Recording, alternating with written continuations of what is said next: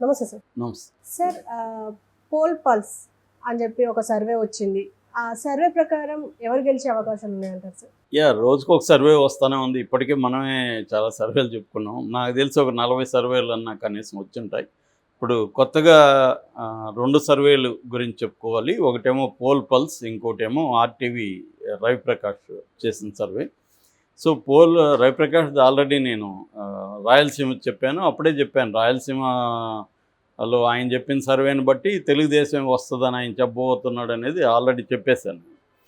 అదేం పెద్ద కష్టం కాదు. ఆయన రాయలసీమది చెప్పాడంటే దాన్ని బేస్ చేసుకొని మిగతావి కూడా ఆయన ఎట్లా చెప్పబోతున్నాడు మనకి ముందే తెలిసిపోయింది. సస్పెన్స్ ఏం లేదు అక్కడ. కాబట్టి ఆల్రెడీ నేను చెప్పాను. నేను చెప్పినట్టే తెలుగుదేశం కూటమి అధికారంలోకి వస్తుందని రవిప్రకాష్ చెప్పాడు. ఆయన చెప్పిన దాని ప్రకారం మొత్తం కూటమికి 111 సీట్లు వస్తాయని రవిప్రకాష్ చెప్పాడు. దాన్ని కూడా మళ్ళీ డివైడ్ చేశాడు. తెలుగుదేశానికి 95 వస్తాయని, తర్వాత జనసేనకి 13 వస్తాయని, బీజేపీకి 3 వస్తాయని ఆయన చెప్పారు. ఇటు వైసీపీకి 63 సీట్లు వస్తాయి. అంటే 2014 లాగా రివర్స్లో మనకి రవిప్రకాష్ చెప్పాడు. సో, ఇప్పుడు పోల్ పల్స్ అనే ఒక సర్వే నిన్న రిలీజ్ అయింది. ఆ పోల్ పల్స్ సర్వే ఏం చెప్తుందంటే, పోల్ పల్స్ కూడా కూటమి అధికారంలోకి వస్తుంది. 98 నుంచి 104 సీట్లు వస్తాయి కూటమికి. ఒక 51% ఓట్లు వస్తాయి అనేది చెప్తున్నారు. వైసీపీకి ఏమో 54 నుంచి 60 సీట్లు వస్తాయి. ఇది కూడా దాదాపు రవిప్రకాష్ చెప్పిన దానికి దగ్గరగా సీట్లు అటు ఇటుగా ఉన్నాయి. వీళ్ళు చెప్పిన దాని ప్రకారం 42.8% మాత్రమే వైసీపీకి వస్తుంది. సో, వైసీపీకి గతంలో దాదాపు 50% ఓట్లు వచ్చాయి 2019లో. ఇప్పుడు అది 42కు పడిపోయింది. ఇక కాంగ్రెస్కు 3.6 వస్తుందని చెప్తుంది. అదర్స్ 2.4 వస్తుందని. ఇక ఈ 90 to 104, 54, 60 ఈ సీట్లు కాకుండా హోరాహోరీ పోరాటం ఉంటుంది. 50-50 ఛాన్స్ ఉంటుంది ఇటు వైసీపీ కన్నా కూటమి కన్నా. అట్లాంటివి 23 సీట్లు ఉన్నాయి అని చెప్తుంది. 23 చోట్ల ఏదైనా జరగచ్చు. ఇక లోక్సభ విషయానికి వస్తే కూటమికి 8 వస్తాయి, వైసీపీకి 6 వస్తాయి. కూటమికి 18 వస్తాయి, వైసీపీకి 6 వస్తాయి అనేది సర్వే చెప్తుంది. అట్లాగే వీళ్ళు స్టూడెంట్లను, ఫార్మర్స్ను, బిజినెస్ పీపుల్ను, అన్ఎంప్లాయిడ్ సెక్షన్ను, ప్రైవేటు ఉద్యోగులను, డైలీ లేబర్స్ను, మహిళలను ఇలాగా కూడా సెక్షన్ వైజ్గా కూడా మేము చేసామని డీటెయిల్గా వాళ్ళు ఇచ్చారు రిపోర్టు. ఈ 2 సర్వేలు, RTV survey and poll pulse survey 2 కూడా కూటమి అధికారంలోకి వస్తుంది అనేది నిక్కచ్చిగా చెప్తున్నాయి. అయితే చాణక్య సర్వే పార్థదాస్ చేసిన సర్వేలేమో వైసీపీకి టీడీపీ కూటమి కంటే కూడా మహిళల్లో 15% ఎక్కువ ఉన్నారు. అంటే మహిళలు పెద్ద ఎత్తున వైసీపీకి సపోర్ట్ చేస్తున్నారని చెప్పారు. మగవాళ్ళ విషయానికి వస్తే ఓన్లీ 3% మాత్రమే కూటమికి ఎక్కువ ఉన్నారు వైసీపీ కంటే. సో, ఓవరాల్గా తీసుకున్నప్పుడు 12% తేడా కనబడుతుంది వీళ్ళిద్దరి మధ్య. సో, దాన్ని బట్టి వైసీపీ అధికారంలోకి వస్తుంది అనేది పార్థదాస్ చాణక్య సర్వే చెప్తుంది. ఇక యూడీసీ సర్వే అని ఒకటి వచ్చింది. అది కూడా వైసీపీ అధికారంలోకి వస్తుందని చెప్పింది. అట్లాగే రాజ్దీప్ సర్దేశాయ్ మొన్న జగన్ ఇంటర్వ్యూ చేసినప్పుడు కొంతమంది ప్రజలను కూడా వెళ్ళి కలిశారు ఆయన. అప్పుడు ఆయన ఒక దగ్గర కూర్చొని మాట్లాడుతూ ఉన్న వీడియో ఒకటి బయటకు వచ్చింది. అందులో ఆయన ఏం చెప్తున్నా అంటే, ఎప్పుడూ లేనంతగా టైట్గా ఉంది ఇక్కడ ఆంధ్రప్రదేశ్లో పరిస్థితి. హోరాహోరీ ఉంది 2 పార్టీల మధ్య. బట్ 2 అంశాలు మాత్రం డిసైడ్ చేస్తాయి. ఆ 2 ఏంటంటే రూరల్ పీపుల్ ఎవరి వైపు ఉన్నారు, అట్లాగే మహిళలు ఎవరి వైపు ఉన్నారు. ఈ 2 అంశాలు మాత్రం ఉంటాయి అని చెప్పాడు.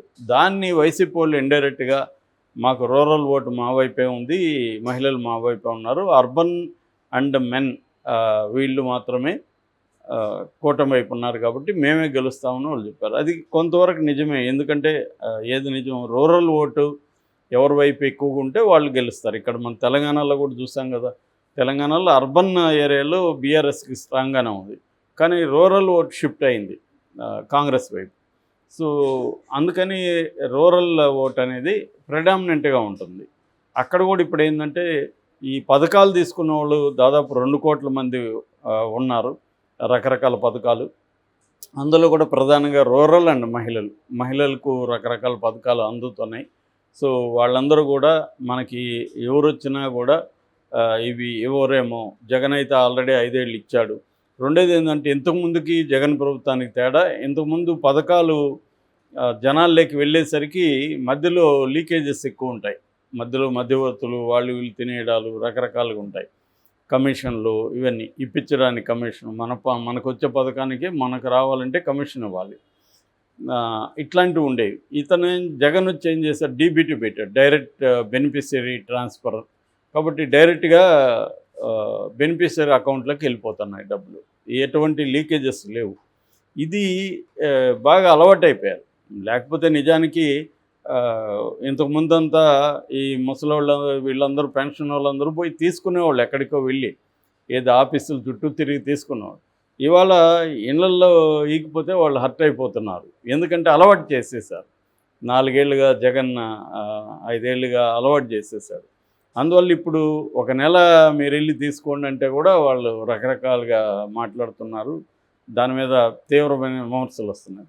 ఎప్పుడైనా మనుషులు ఏంటంటే ఒక దానికి అలవాటు అయిపోయి సడన్గా మారితే దాన్ని తట్టుకోలేరు. స్లోగా చేంజ్ తీసుకొస్తే ఓకే, కానీ సడన్ చేంజ్ అంటే దానికి అడాప్ట్ అవ్వడానికి మళ్ళీ టైం పడుతుంది. సో ఆ చేంజ్ని వ్యతిరేకిస్తారు. సో అలాగా జగన్కి రూరల్ ఓటు అండ్ మహిళల ఓటు ఉండే అవకాశం అయితే ఉంది. కానీ ఇప్పుడు ఇంకా మనకి ఈరోజు 5th కాబట్టి ఇంకా 13వ తేదీ 8 రోజులు ఉంది. సో ఈ 8 డేస్లో ఏమన్నా ఇటువైపు మొగ్గే అవకాశం ఉందా? కూటమి వైపు వాళ్ళు ఎంత మొగ్గుతారు? ఎందుకంటే ఎప్పుడైనా కూడా ఇటు వైసీపీకి అటు కూటమికి కూడా వాళ్ళ సంప్రదాయ ఓటు అనేది ఉంటుంది. 40% అనుకుంటే మధ్యలో ఈ 20% ఓట్లు ఏదైతే ఉంటాయో దాన్ని స్వింగ్ ఓట్ అంటారు. ఆ స్వింగ్ ఓటు ఎవరి వైపు ఇదవుతుంది? ఇంకా అన్డిసైడింగ్గా ఉన్నారా, లేకపోతే ప్రజలందరూ డిసైడ్ అయిపోయారా ఎవరికి ఓటేయాలో అనేది ఇంకా కన్ఫ్యూజ్గానే ఉంది. ఎందుకంటే సర్వేలు చూస్తేనే మనకి కన్ఫ్యూజ్గా ఉన్నాయి సర్వేలు.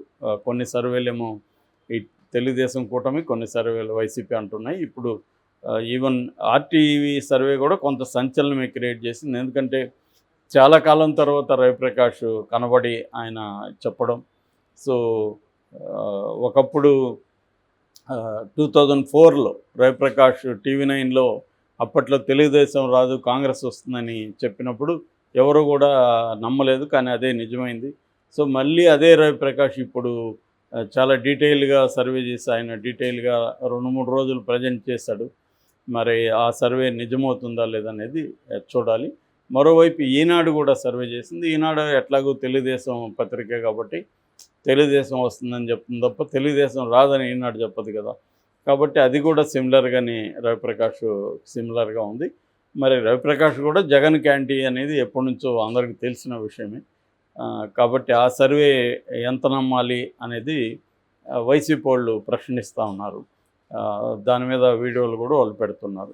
ఏదేమైనా సర్వేల ద్వారా ఈ స్వింగ్ ఓటర్ మైండ్ ఇప్పటివరకు అన్డిసైడెడ్ ఎవరైతే ఉన్నారో వాళ్ళ మైండ్ ఇన్ఫ్లుయెన్స్ చేయడానికి ఈ సర్వేలు ట్రై చేస్తున్నారు. అంటే విన్నింగ్ అనే దాని పట్ల గెలిచే వాళ్ళకే వేద్దాం అనుకొని ఒక మైండ్ సెట్ని ప్రిపేర్ చేయడానికి వీళ్ళు ట్రై చేస్తున్నారు. ఇది ఎంతవరకు వర్కౌట్ అవుతుందో చూడాలి. అంటే ఎక్కువ సర్వేలు వచ్చేయడం వల్ల సర్వేలు నమ్మడం మానేశారు జనాలు. ఇప్పుడు ఎవరు సర్వేల గురించి మాట్లాడుకోవాలి, ఎక్కడికి పోయినా సర్వేలు, ఆ సర్వే అంట ఈ సర్వే అంటే ఎవడు మాట్లాడుకోవడం మానేశారు. సో ఎందుకంటే అది అందరికి తెలిసిపోయింది జనాలకి. ఇది పెయిడ్ సర్వేలు అన్నీ కూడా వీళ్ళు చేసేది ఇరువైపులా పెయిడ్ సర్వేలే అన్న అభిప్రాయం జనాలకు వచ్చేసింది. ఎందుకంటే అంత కన్ఫ్యూజ్డ్గా ఉన్నాయి ఇవి. సో కాబట్టి సర్వేల ఎఫెక్ట్ ఈ స్వింగ్ ఓటర్స్ మీద ఎంత ఉంటుంది అనేది చూడాలి.